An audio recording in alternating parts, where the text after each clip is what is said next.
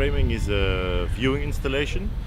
You see the boxes in the back, the wooden boxes. We can move them simultaneously, like a camera, and we make a live film of the landscape. In this case, it's an urban landscape.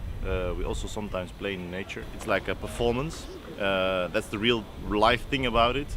And at the same time, you also get this filmic experience. You are there as audience. You watch.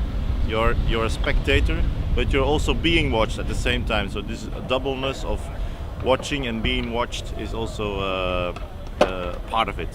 And here you're very sure that there is a lot of things to see, and it creates a tension between what you see and what you can't see. And we also play a lot with the suggestion of what you cannot see.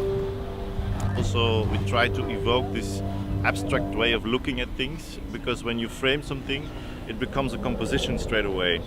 And if you look at concrete, for example, for a long time, first you think, okay, it's concrete, that's boring. But if you look for a long time, you can start seeing the structures, you can start seeing the colors, you can start seeing the sunshine, maybe the shade that works on into the colors. We try to uncover the landscape step by step. Some people think, oh, was it only 20 minutes? I thought it was like 3/4 or 1 hour. Or some people also think that they've been at a different spot, at a location that they have been somewhere else. But this place has something really special. I think it's there's so many colors, and also a little bit like strange colors, and there's also a lot of dynamic. Now it's still very quiet, but in the daytime it's really dynamic.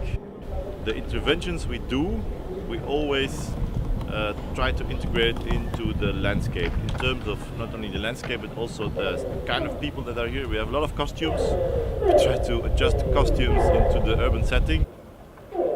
Very often the persons or the actors we bring up, they are inspired on scenes that we really saw here. And sometimes you see scenes that are so weird, but they are reality, and that you wouldn't believe it when you reenact them.